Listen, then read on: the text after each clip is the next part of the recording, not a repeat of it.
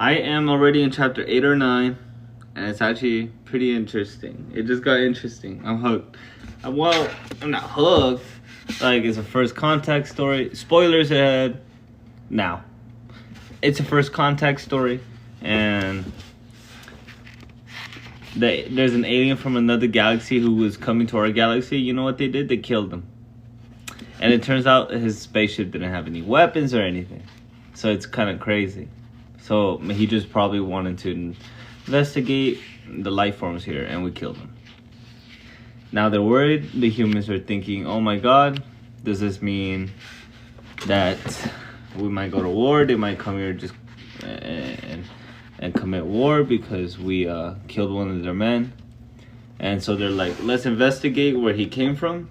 They know where he came from due to the math of the trajectory of where he came from. And they're calling it a Mote, and it looks interesting. It looks better if you look it up on Google. It's got like 2 arms and an extra flesh that's like as thick as like 3 arms, to be honest. Muscular as hell. I did get the red pyramid back, and I was gonna continue this, but the Mote in God's Eye got pretty interesting with the alien.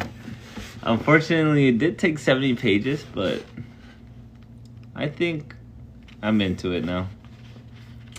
And I only hope it gets better. I really hope it does.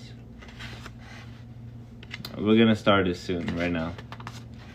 And the human team, they want to send out like a bunch of warships to go investigate, just in case they need the ships. Even though this alien came to us unarmed, and the main character feels guilty, and now they're in court for this. They don't know what they're about to do.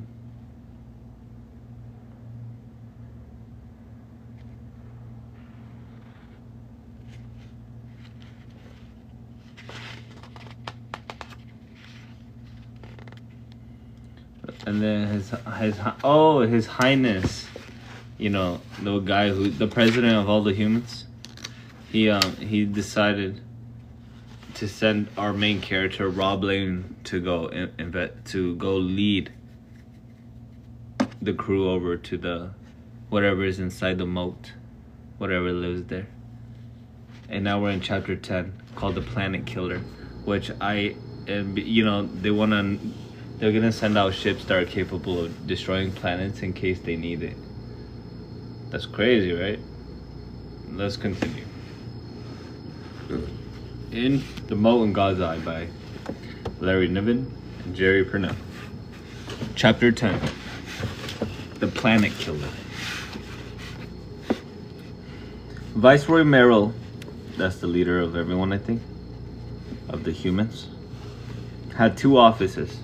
One was large, ornately furnished, decorated with gifts and tributes from a score of worlds. A solido of the emperor dominated the wall. Behind a desk of Samuelite teak, inlaid with ivory and gold. Flowering carpets of living grasses from tabletop provided soft footing and air purification, and Tri-V cameras were invisibly recessed into New Scott rock walls for the convenience of newsmen covering ceremonial events. Did I already read this?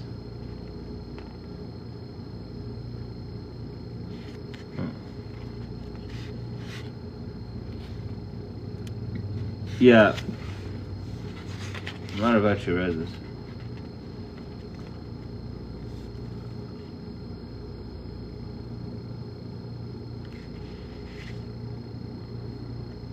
Let's just continue. Let's see what the end of the chapter looks like. Oh wow. I'm almost at the end of... Okay, let's continue. Rod had only a brief glance at His Highness's place of splendor before he was led through it to a much smaller room of almost monastic simplicity. The viceroy sat at a huge diplomat desk. His hair was a tangled mess. He had opened the collar of his uniform tunic, and his dress boots stood against the wall. "Ah, come in, Admiral. See, you brought young Blaine. How are you, boy? You won't remember me. Only time we met, you were, what, 2 years old? 3? Damned if I can remember. How's the Marquis?" "Very well, Your Highness. I'm sure he would send." Of course. Good man, your father. Bar's right over there." Merrill picked up a sheaf of papers and glanced quickly through the pages, turning them so rapidly they were a blur. "About what I thought." He scrawled a signature on the last page. The outbasket coughed and the papers vanished. "Perhaps I should introduce Captain Blaine to..." Admiral Cranston began. Of course. Careless of me. "Dr. Horvath, Minister Armstrong, Sir Traffin, Captain Blaine, MacArthur, Marquis of Cruce's boys, you know." MacArthur," Dr. Horvath said it contemptuously. "I see. If your Highness will excuse me, I can't think why you'd want him here." "Can't, eh?" Merrill asked. "Use some logic, Doctor. You know what the meeting's about, right?" I can't say I care for the conclusion I get, Your Highness, and I still see no reason why this militaristic fanatic should be part of planning an expedition of such vast importance." "I agree." "Is this a complaint against one of my officers, sir?" Admiral Cranston snapped. "If so, may I ask you?" "That will do," Merrill drawled. He tossed another thick packet of paper into the outbasket and thought. Fully watched it vanish. "Dr. Horvath, suppose you state your objections and be done with it." It was impossible to tell whom Merrill intended his thin smile for. "My objections are obvious enough. This young man may have engaged in the human race in war with the first intelligent aliens we've ever found. The Admiralty has seen fit to cashier him, but I will strenuously object to his having any further contact with the aliens. Sir, don't you appreciate the enormity of what he's done?" "No, sir. I didn't see the point," War Minister Armstrong interjected. Of course he would say that. But that ship came 35 light years through normal space, over 150 years in flight, an achievement that the First Empire couldn't match. And for what? To be crippled at its destination, fired on stuffed into the hold of a battleship and ferried to... The Science Minister ran out of breath. "Blaine, did you fire on the probe?" Merrill asked. "No, Your Highness. It fired on us. My orders were to intercept and inspect. After the alien vessel attacked my ship, I cut it loose from the light cell it was using as a weapon, leaving you no choice but to take..." Wait, it fired on us? Really? It fired them first? I don't remember that.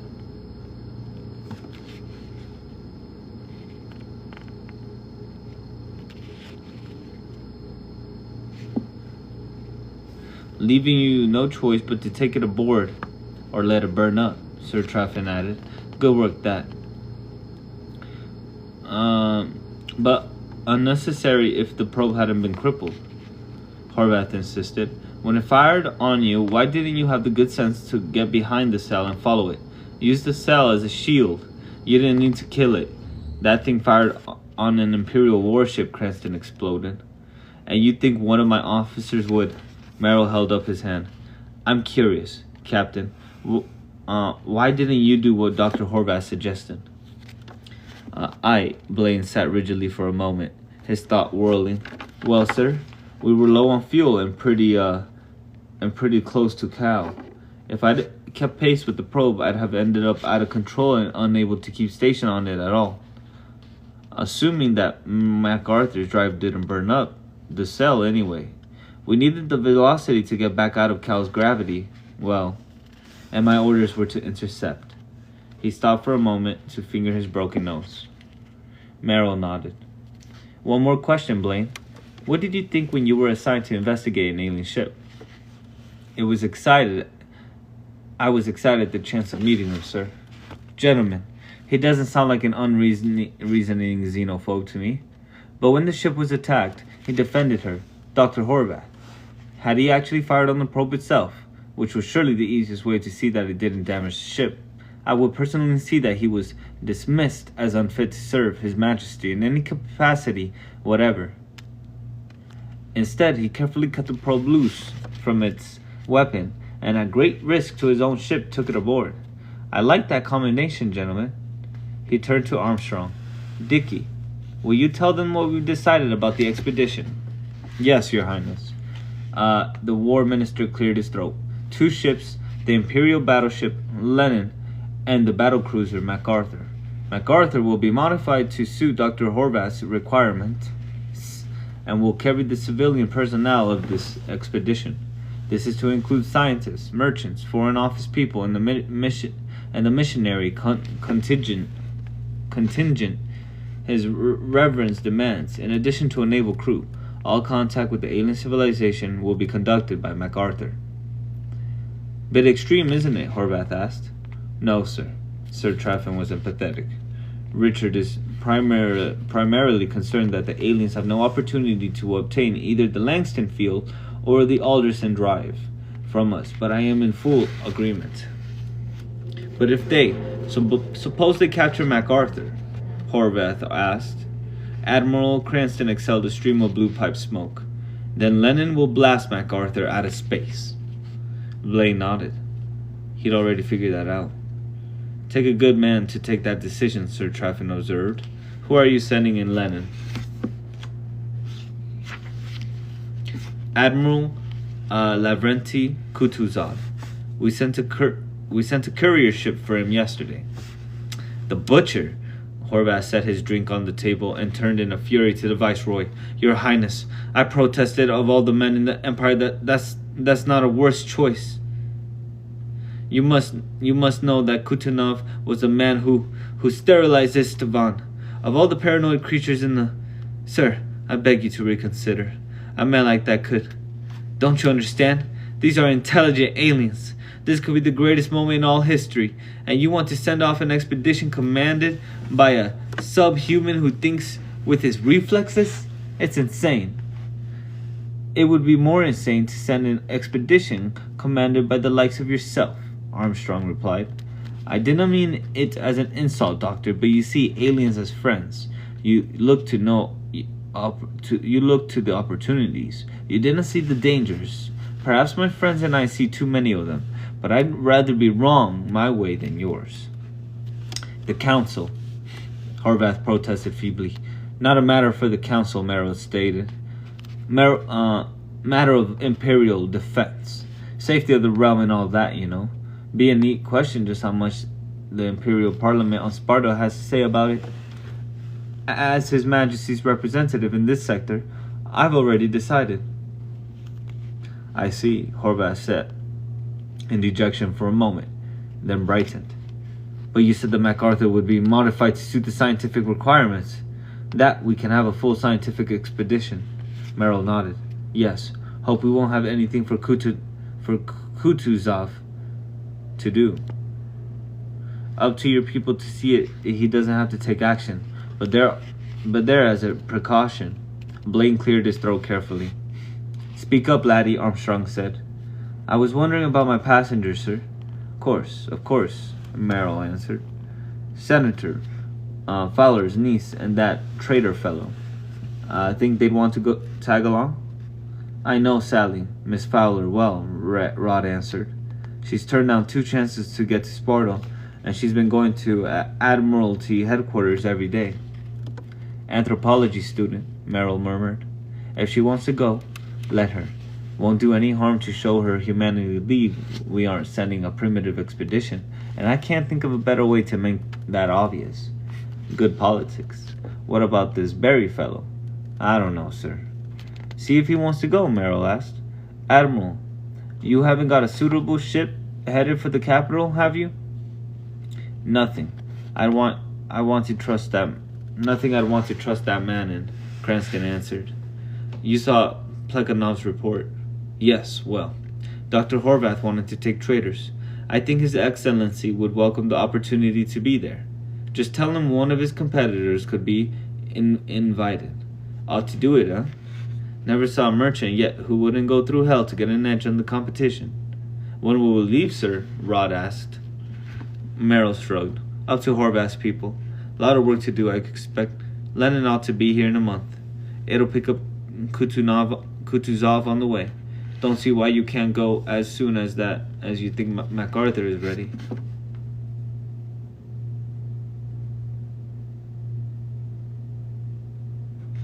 Don't see why you can't go as soon after you think MacArthur is ready. All right. I hope the story picks up. I don't want to read a couple chapters to wait, a little bit for these for the expedition to begin. But I don't think it'll go there. I think the journey's about to begin.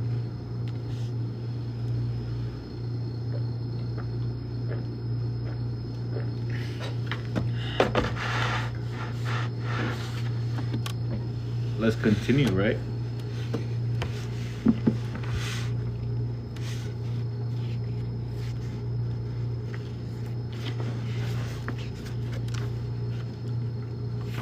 I hope this is a good book.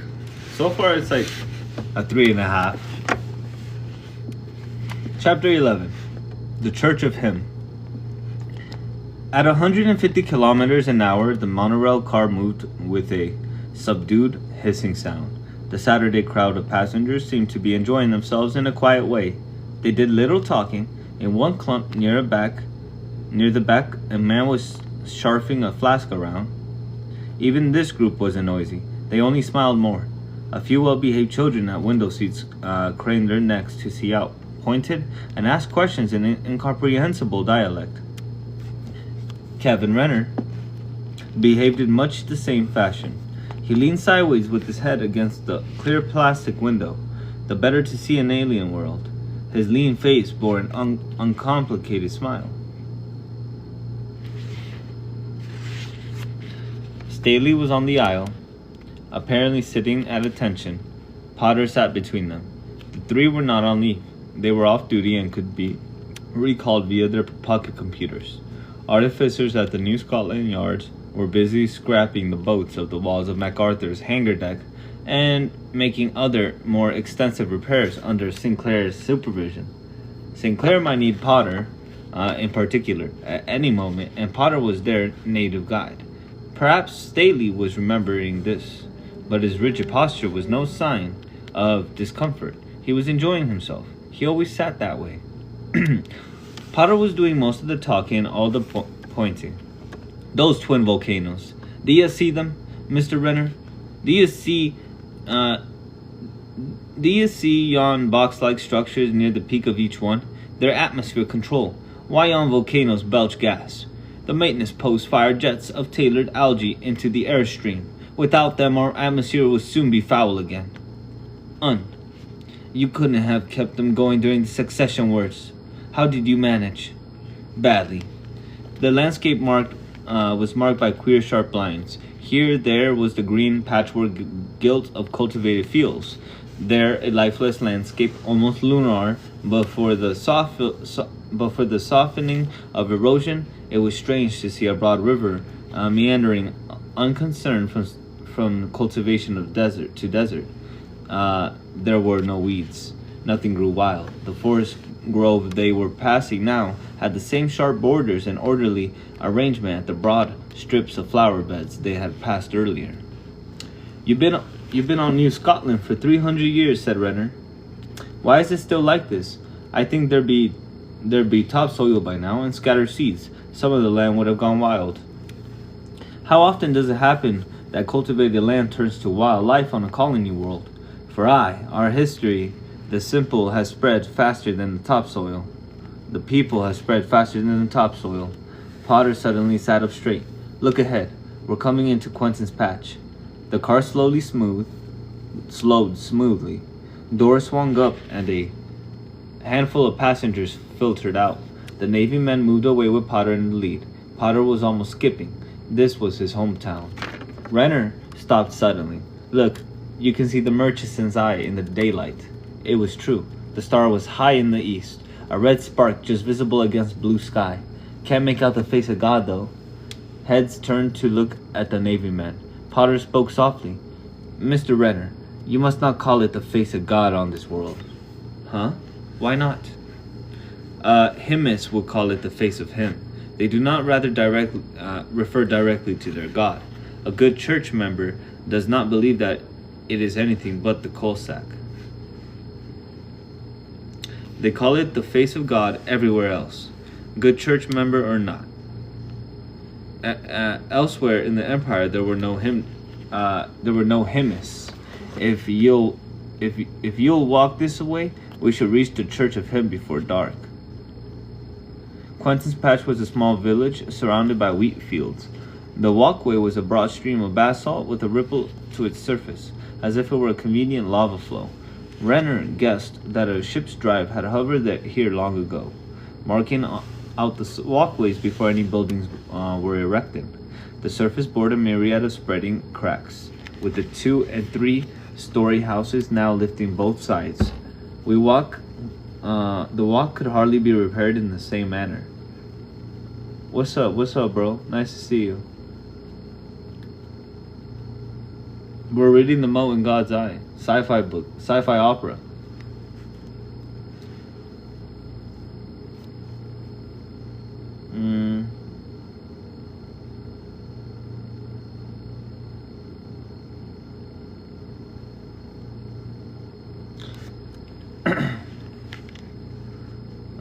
As if it were a convenient. Renner guessed the ship's drive.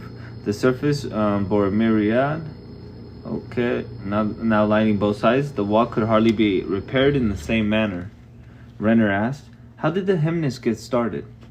"Legend has it," Potter said, and stopped. "Aye, it may not be all legend. What the hymnists say is that one day the face of God awoke." Yeah. He opened his single eye. Yeah, it's a first contact story. And they killed the alien. So now they're gonna go investigate what planet it came from. And they're not going peacefully. Like, they're sending, the humans are sending their own, like, battleships just in case they need it. Just in case. So, obviously, I'm pretty sure the Motes, that's what the other aliens are called, I'm pretty sure they're not gonna like it. But we'll see what happens. Especially after we killed one of their own. He opened his single eye. That would figure. Oh. If the Motes were actually using laser cannon to propel a light cell, any dates on that? Aye, Potter thought. It happened during the Succession Wars. The war did us great damage, you know. New Scotland remained loyal to the Empire, but New Ireland did not. We were evenly matched. For 50 years or thereabouts, we fought each other until there were 9 interstellar ships left and not in contact with the stars at all.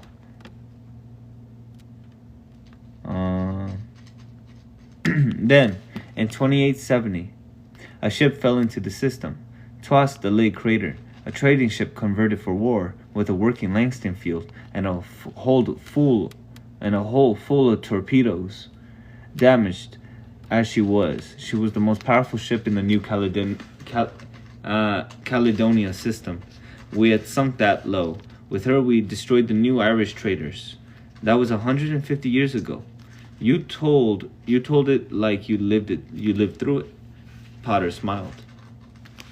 We take our history very personally here. Of course, said Staley. Ye ask for dates, said Potter. The university records do not say. Some of the computer records were scrambled by war damage, you know. Something happened to the eye, that's sure, but it must have happened late in the war. It would not have made that big an impression, you ken? Why not? The eye is the biggest, brightest thing in your sky. Potter smiled without mirth. Not during the war. I reread diaries. I had read diaries people hid under the university Langston field. When they came out, they saw the sky as a battlefield, alive with strange lights and the radiations from exploding ships. It was only after the war ended that people began to look at the sky. Then the astronomers tried to study what had happened to the eye, and then it was that Harvard wrote Lieutenant Littlemead was stricken with a divine inspiration. He decided that the face of God was just what it looked like. Aye, that he did. And he convinced many people. Here we are, gentlemen. The church of him was both imposing and shabby. It was built of quarried stone to withstand the ages, and it had done so. But the stone was worn, sandblasted by storms. There were cracks in the lintel and cornices and elsewhere. Initials and obscenities had been carved into the walls with lasers and other tools. The priest was a tall, round man with a soft, beaten look to him, but he was unexpectedly firm in his refusal to let them in. It did no good when Potter revealed himself as a fellow townsman. The church of him and its priests had suffered much at the hands of townsmen. "Come, let us reason together," Renner said to him. "You don't really think we mean to profane anything, do you? Ye are nigh believers. What business have ye here? We only want to see the picture of the face of him in his glory. Having seen this, we depart. If you won't let us in, we may be able to force you by going through channels. This is Navy business." The priest looked scorn. "This is New Scotland, not one of your primitive colonies. We not in government, but blaspheming Marines. 'Twould take the Viceroy's orders to force your way here. And you're but tourists. Have you heard of the alien probe?" The priest lost some of his assurance. "Aye. We believe it was launched by laser cannon from the Mote." The priest was nonplussed. Then he laughed long and loud. Still banging, he ushered them in. He would say no word to them, but he led them over the chipped tiles through an entry hall and into the main sanctuary. Then he stood aside to watch their faces. The face of him occupied half the wall. It looked like a huge holograph. The stars around the edge were slightly blurred, as would be the case with a very old holograph, and there was the holograph sense of looking into infinity. The eye in that face blazed pure green, with terrifying intensity, pure green with a red fleck in it.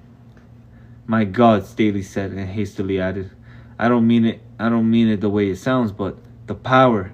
I take the industrial might of an advanced world to put out that much light from 35 light years away."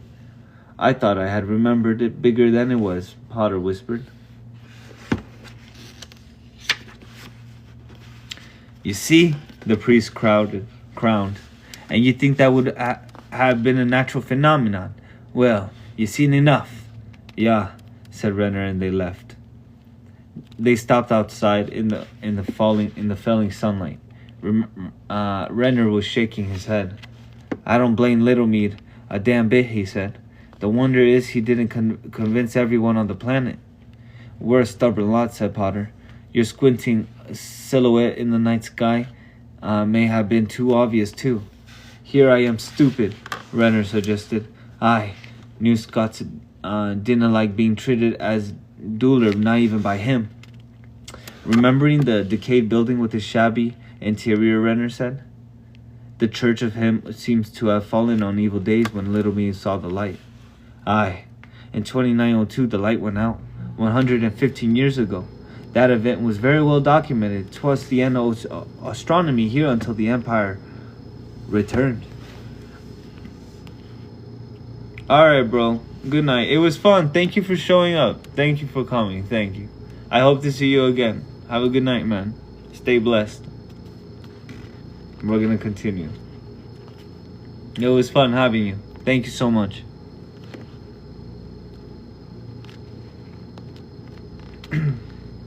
"Did the mote go out, yes, suddenly?" Potter shrugged. "None, no. It must have happened around the other side of the world, you see. Ye must have noticed that the civilization here is but a spreading patch on a barren world, Mr. Renner. When the coal sack rose that night, it rose like a blinded man. To the hymnist, it must have seen the god had gone to sleep again. Rough on them? Howard Grote, Little Me, took an overdose of sleeping pills.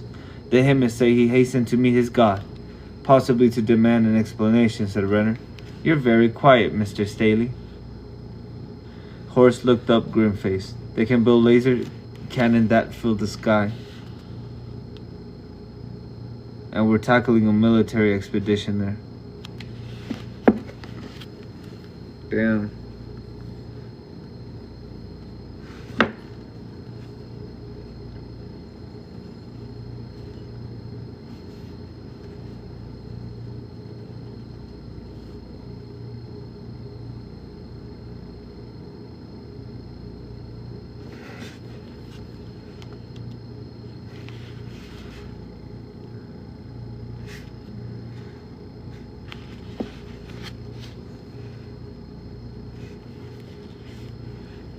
Chapter 12. Descent into Hell?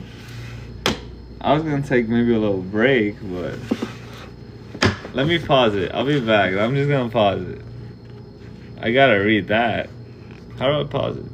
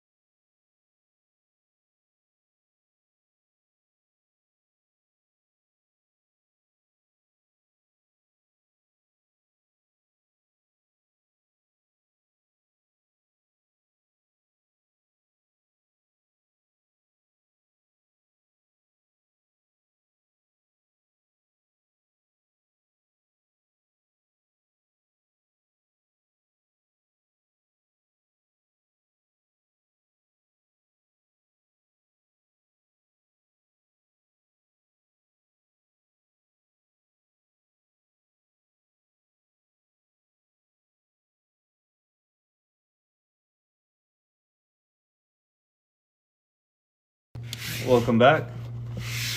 I don't know how many more chapters we're gonna read. I think the book's getting better. It's just we're getting closer, you know, to I wanna know if we're gonna go to war with these Motes. That'd be crazy, you know? The crazy Eddie probe.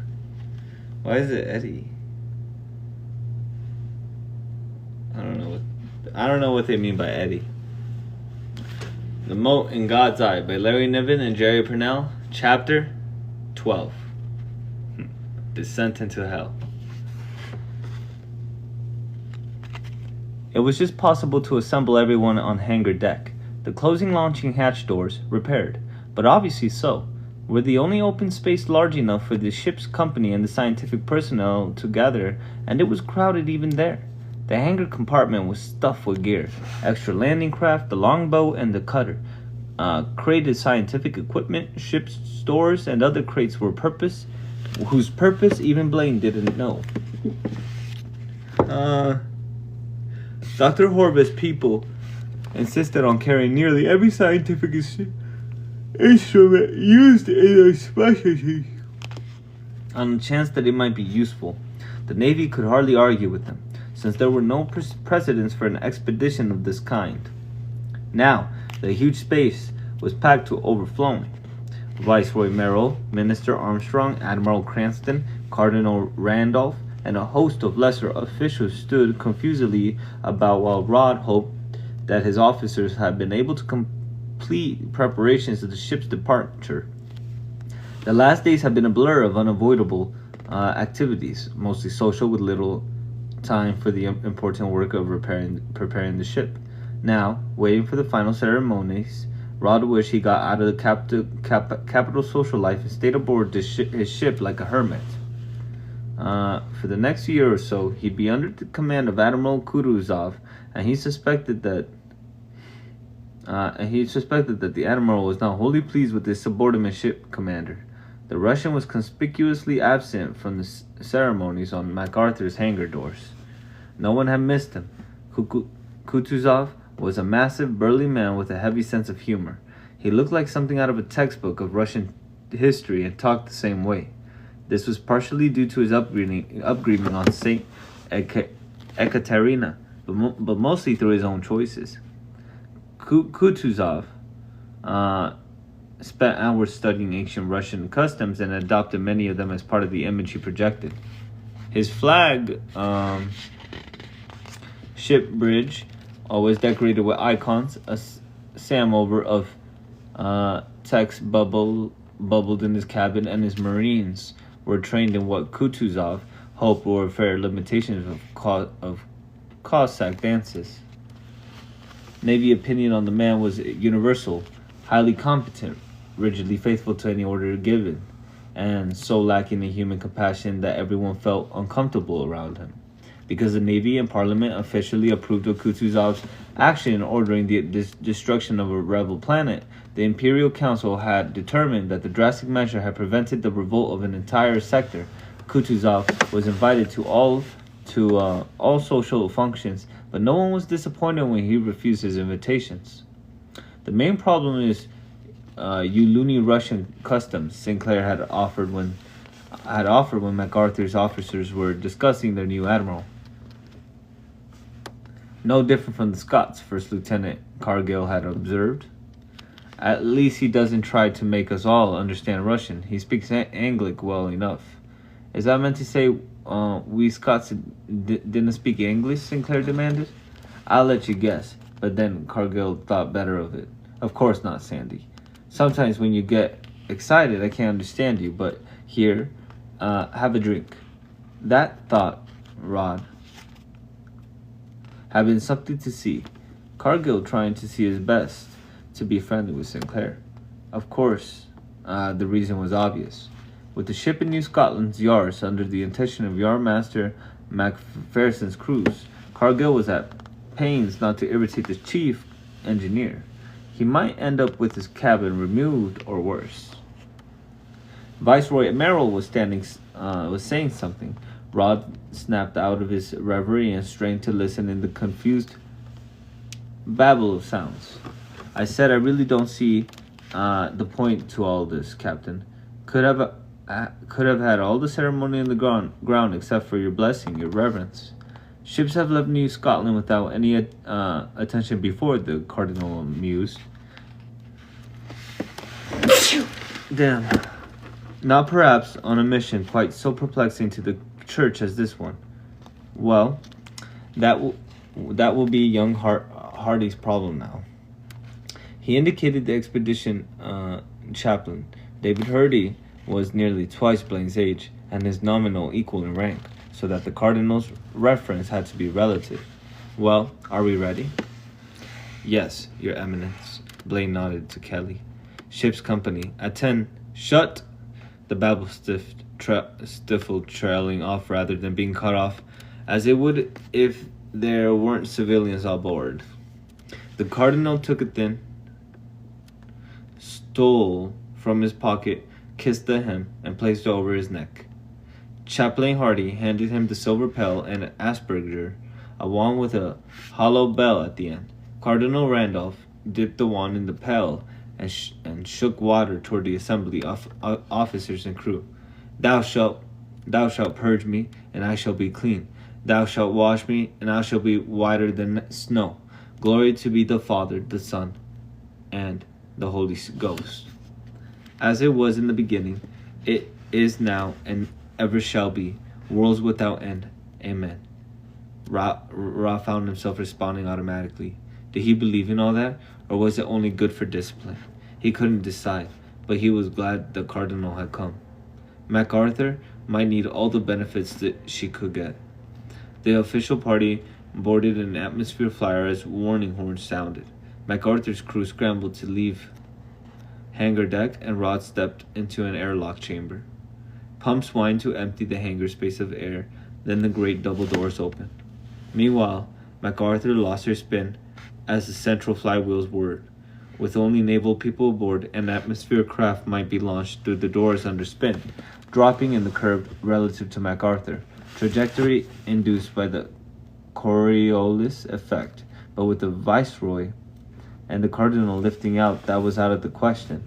The landing craft lifted gently at 150 centimeters per second until it was clear of the hangar doors. Close and seal, Rod ordered crisply. Stand by for attention. He turned and launched himself in until gravity toward his bridge. Launched himself in null gravity toward the bridge. Behind him, telescoping braces opened across the hangar deck space, guy wires and struts, because of all kinds, until the hollow was partly filled. The design of a warship's hangar space is an intricate specialty, since spotting boats may have to be launched at a moment's notice. Yet the vast empty space needs to be braced against possible disaster. Now, with the extra boats of Horvath scientists in addition to the full complement of MacArthur's own hangar deck was a maze of ships, braces, and crates. The rest of the ship was as crowded, in place of the usual orderly activity brought on by acceleration warning. MacArthur's corridors were boiling with personnel. Some of the scientists were half in battle armor, having confused acceleration warning with battle stations. Others stood in critical passageways, blocking traffic and unable to decide where to go. Petty officers screamed at them, unable to curse the civilians and also unable to do anything else. Rod finally arrived at the bridge, while behind him officers and boatswains shamefacedly worked to clear the passageways and report ready for acceleration. Privately, Blaine couldn't blame his crew for being unable to control the scientists, but he could hardly ignore the situation. Moreover, if he excused his staff, they would have no control over the civilians. He couldn't really threaten the science minister and his people with anything, but if he was hard enough on his own crew, the scientists might cooperate in order to spare the spacers. It was a theory worth trying, he thought, as he glanced at a TV monitor showing 2 Marines and 4 civilian lab technicians in a tangle against the after mess room bulkhead. Ross silently cursed and hoped it would work. Something had to. Signal from flag, sir. Keep station on Red Pines. Acknowledge, Mr. Potter, Mr. Renner. Take the con and follow the number 3 tanker. Aye, aye, sir, Renner grinned. And so we're off. Pity the regulations don't provide for champagne at a time like this. I think you'd have your hands full, Mr. Renner. Admiral Kutuzov insists we keep what he calls a proper formation. Yes, sir. I discussed that with Lenin's selling master last night. Oh. Rod settled back in his command chair. It would be a difficult trip, he thought. All the scientists aboard, Dr. Horvath had insisted on coming himself, and he was going to be a problem. The ship was so swarming with civilians that most of MacArthur's officers were doubled up in cabins already too small. Junior lieutenants slung hammocks in the gunroom with midshipmen. Marines were packed into recreation quarters so that their barracks rooms could be stuffed with scientific gear. Rod was beginning to wish that Horvath had won the argument with Cranston. The scientists had wanted to take an assault carrier with its enormous bunk spaces. The Admiralty had put a stop to that. The expedition would consist of ships able to defend themselves, and those only. The tankers would accompany the fleet to Merchant Society, but they weren't coming to the Mote. In defense to the civilians, the trip was at 1.2 G. Rod suffered through innumerable dinner parties, mediated arguments between scientists and crew, and mended off attempts by Dr. Buckman, the astrophysicist, to monetize Sally's times, monopolize Sally's time. First jump was routine. The transfer point to Murchison's Eye was well located. New Caledonia was a magnificent white point source in the moment before MacArthur jumped. Then Murchison's Eye was a wide red glare the size of a baseball held at arm's length. The fleet moved inward. Gavin Potter had traded hammocks with Horace Daly. It had cost him a week's labor doing 2 men's laundry, but it had been worth it. Staley's hammock had a viewport. Naturally, the port was beneath the hammock. In the cylindrical spin floor of the gun room, Potter lay face down in the hammock to look through the webbing, a gentle smile on his long face.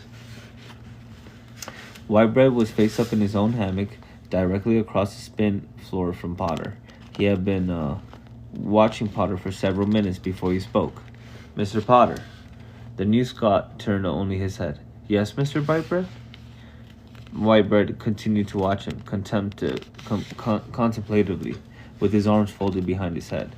He was quite aware that Potter's infatuation with Murchison's Eye was some of his damned business. Incomprehensible. Potter to remain polite. How much needling would he take? Entertaining things were happening aboard MacArthur, but there was no way for midshipmen to get to them. Fuck, my cat scared me. An off-duty middy must make his own entertainment. "Potter, I seem to remember you were transferred aboard Old Mac on Dog just before we went to pick up the probe." Whitebread's voice was a caring one. Horace Daly, who was also off duty, turned over in what had been Potter's bunk and gave them his attention. Whitebread noticed without seeming to.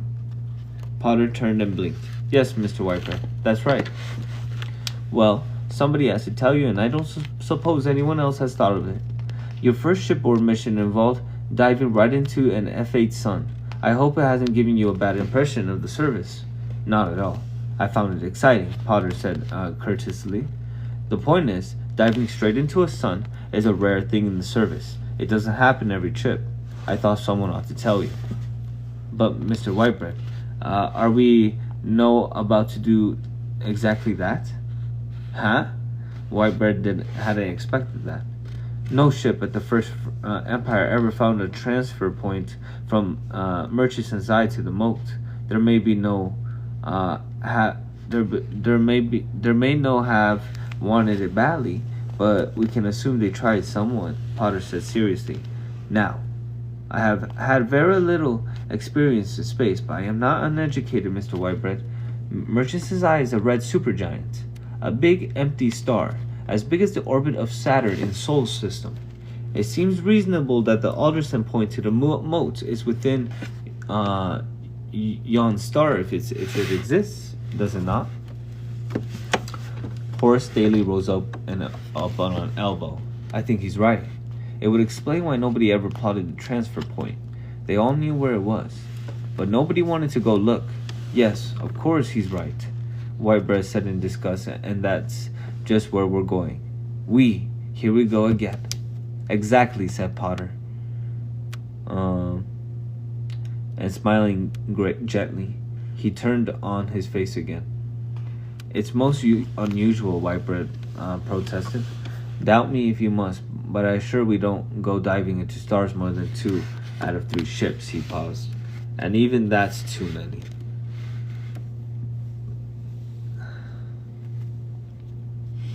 Let me get a cup of water. Damn.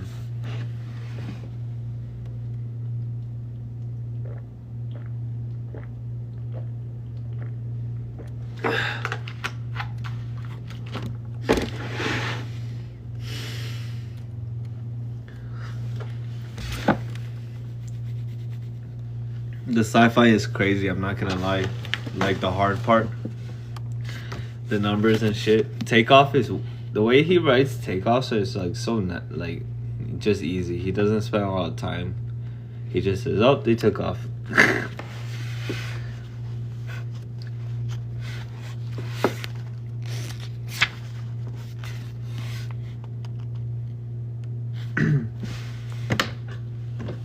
The fleet slowed to a halt at the fuzzy edge of Murchison's eye. There was no question of orbits. At this distance, the supergiant's gravity was so feeble that it would have taken years for a ship to fall into it. The tankers linked up and began to transfer fuel. An odd, tenuous friendship had grown between Horace Berry and Buckman, the astrophysicist. Berry had sometimes wondered about it. What did Buckman want with Berry? Buckman was a lean, knobby, bird-bone man. From the look of him, he sometimes forgot to eat for days at a time. Buckman seemed to care for nobody and nothing in what Berry considered the real universe. People, time, power, money were only the means Buckman used to explore the inner workings of the stars.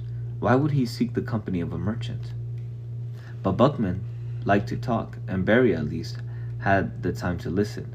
MacArthur was a beehive these days, frantically busy and crowded as hell, and there was room to pace in Berry's cabin. Or, Berry speculated cynically, he might like Berry's coffee. Berry had almost a dozen varieties of coffee beans. His own... Oh, fuck. I have to do a test. There you go. Unable to verify.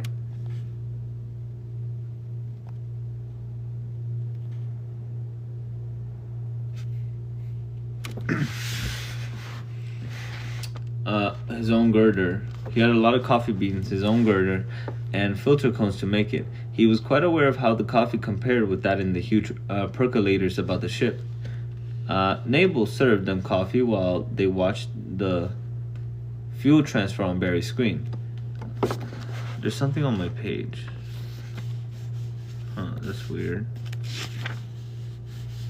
It's gone now. That was weird.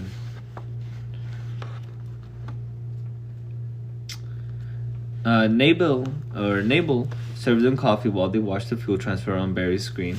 The tanker fueling MacArthur was hidden, but Lennon and the other tanker showed us two space black elongated eggs linked by a silver umbilicus silhouetted against a backdrop of a fuzzy scarlet. It should not be that dangerous, said Dr. Buckman. You're thinking of it as a descent into a sun, Berry, which it is, technically, but that whole vast volume isn't at all that much more massive than Cal or any other yellow dwarf. Think of it as a red-hot vacuum, except for the cone, of course. That's probably tiny and very dense. We'll learn a great deal going on in, he said. His eyes were alight, focused on infinity. Berry, watching him sidewise, found the expression fascinating. He had seen it before, but rarely. It marked men who could not be brought in any coin available to Horace Berry. Berry had no more practical use for Buckman than Buckman had for Berry. Berry could relax with Buckman as much as he could relax with anybody. He liked the feeling. He said, I thought you would already know everything about the eye. You mean Murchison's explorations? Too many records have been lost, and some of the others aren't trustworthy. I've had my instruments going since the jump, Berry. The appropriation of heavy particles in the solar wind is amazingly high, and helium, tremendous. But Murchison's ships never went into the eye itself. As far as we know, that's when we'll really learn things. Buckman frowned. I hope our instruments can stand up to it. They have to poke through the Langston field, of course. We're likely to be down in that red-hot fog for some considerable time, Berry. If the field collapses, it'll ruin everything. Berry stared and then laughed. Yes, Doctor, it certainly would. Bachman looked puzzled. Then, I see what you mean. It would kill us too, wouldn't it? I hadn't thought of that. Acceleration warning sounded. MacArthur was moving into the eye. What's the chapter called? Descent to Hell. This is the longest chapter of the book. It's still going. Sinclair's thick burr sounded in Rod's ear. Engineering report, Captain. All systems green. Field hoarding Vera well. 'Tis nigh no warm as we feared. Good, Blaine replied. Thanks, Sandy. Rod watched the tankers bleeding against the stars. Already they were thousands of kilometers away, visible only through the telescopes as bright as points of light. The next screen showed a white splotch within a red fog. Lennon leading into the universal red glare. Lennon's crew would search for the Alderson point, if there were such a point.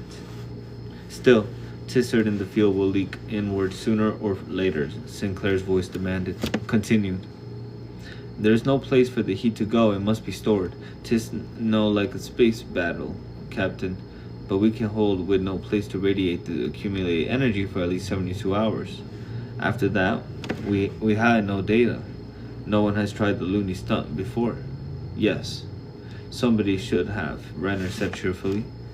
He had been listening from his post on the bridge. MacArthur was holding at 1G, but it took attention. The thin photosphere was presenting more resistance than expected. You think Murchison would have tried it?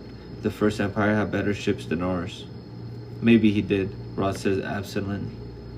He watched Lennon move away, thinking trail for MacArthur, and felt unreasonable irritation. MacArthur would have gone first.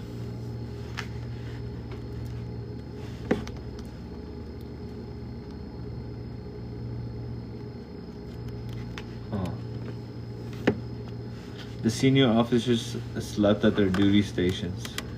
There wasn't much anyone could do in the field soaked up to much energy, but Rod felt better in the command seat. Finally, it was obvious that he wasn't needed.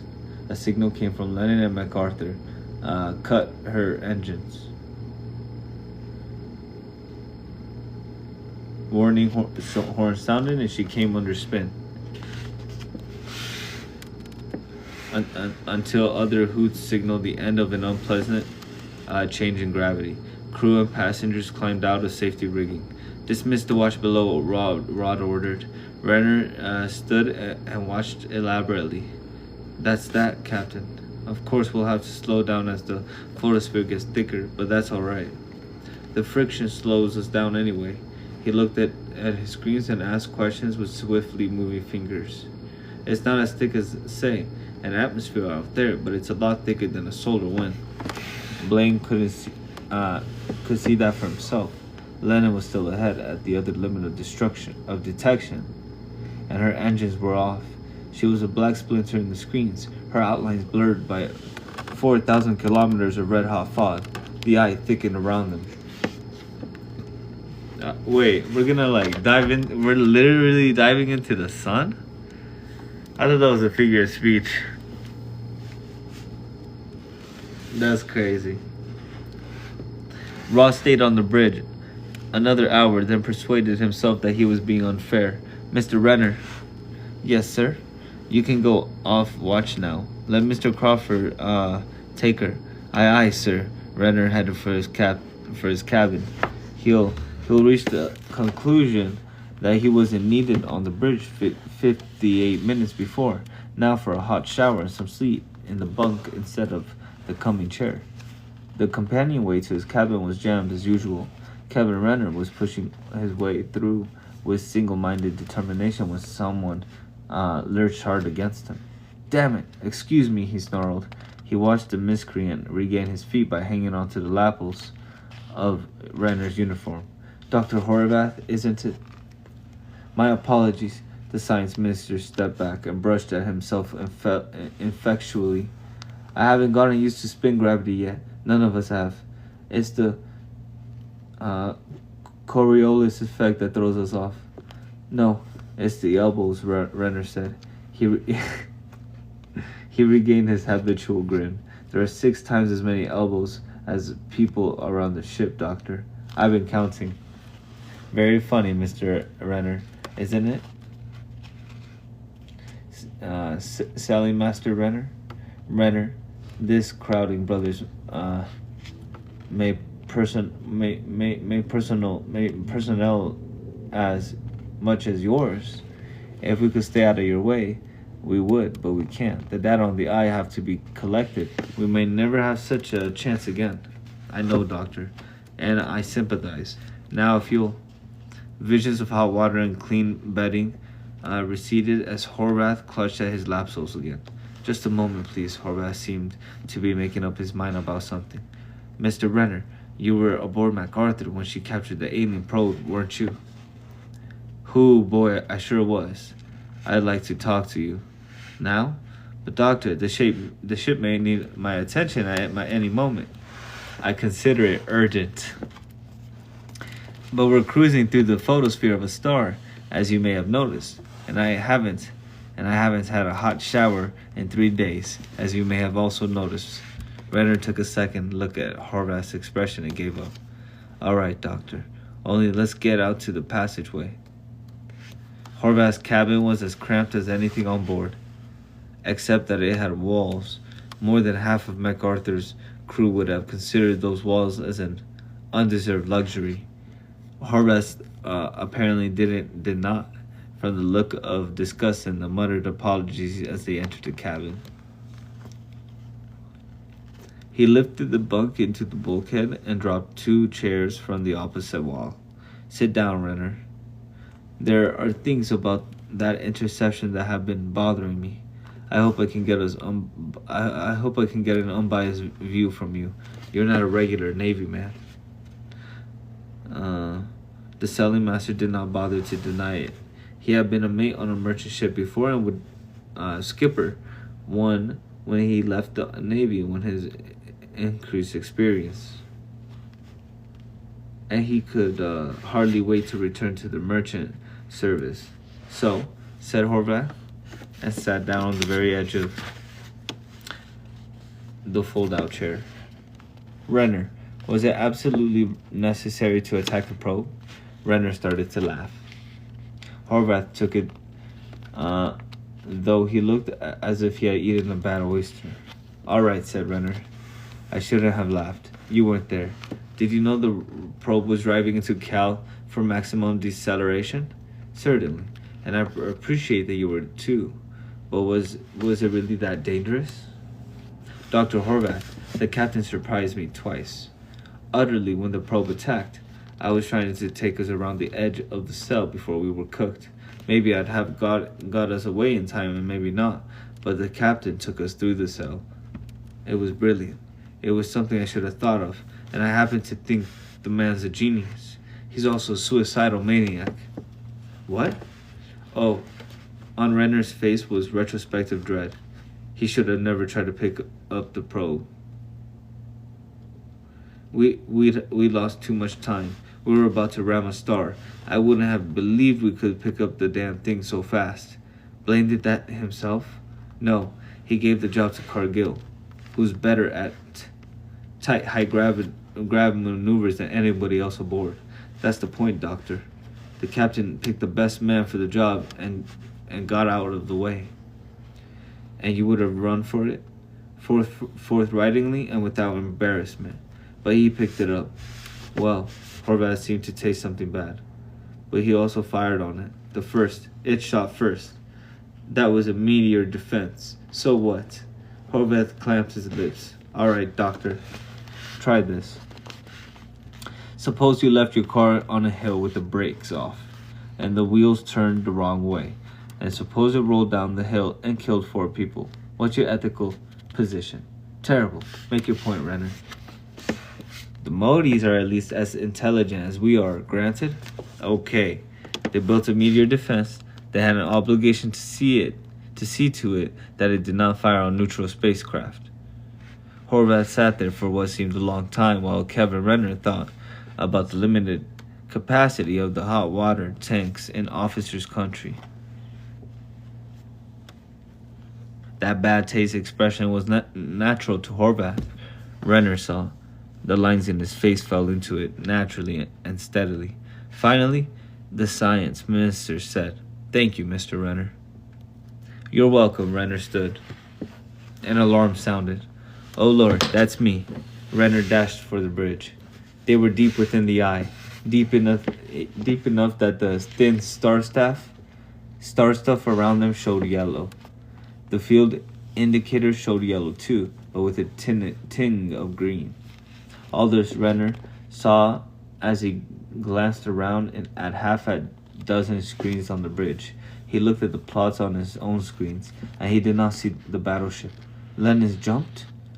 Right, Midshipman Whitebread said. We're next, sir. What? That's crazy. That even got me. I was like, he jumped in the middle of the sun? That's insane, bro. That's insane.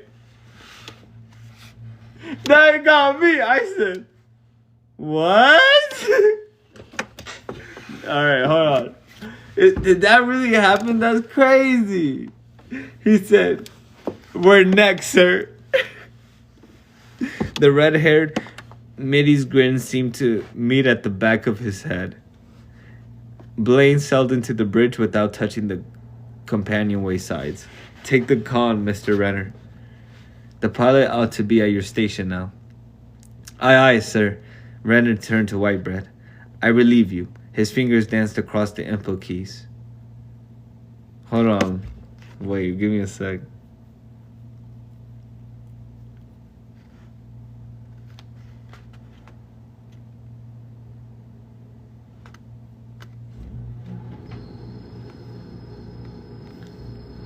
Renner turned to Whitebread.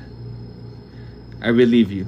His fingers danced across the input keys. Then he hit a line of buttons even as the new data flowed onto his screen. Alarms went off in rapid succession. Jump stations, battle stations, heavy acceleration warning. MacArthur prepared herself for the unknown. Oh my god. Oh my god! Bro, that's so good. That's pretty good, bro. Oh! Bro! Woo! This is uncharted territory. That's uncharted territory. Let's go. And it's the beginning of part 2. The Crazy Eddie Point. It's not the Crazy Eddie probe anymore. It's the Crazy Eddie Point. Chapter 13. Look around you. Oh Lord, what's going on?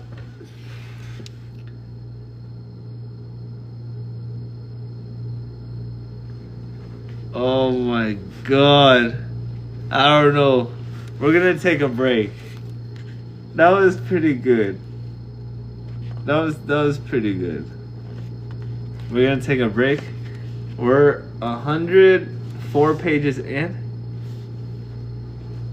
I made a small dent. Made a small dent. I don't understand. This is crazy. This book is so long. Dude, the writing, he ends his chapters pretty interesting. Like, it makes you want to keep reading. You know? Although there is quite a bit of talking.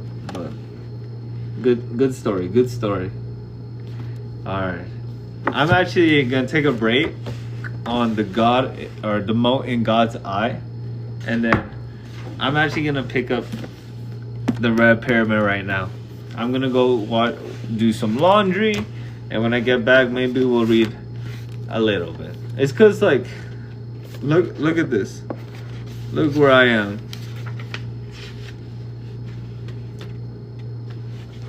I thought I was there. This guy. I'm 247 pages into the book. I'm literally about halfway. So I feel like I could kill this. And this is such an easy read. I could probably go to page 300 tonight. I wish I could finish the book tonight, but This is also a good read. The Kane Chronicles, The Red Pyramid. We're gonna pick it up when I come back from the laundry. When we finish both of these books, we're gonna go read Stephen King's Salem's Lot, baby. Never read this in my life. Oh, this will be the biggest story. This will be the biggest book I ever read. I'm excited. I'm excited for that one. I was gonna choose that, but I really wanted to see what this sci-fi story was all about. It's pretty good. I'm enjoying it so far. I'm enjoying it. All right, catch.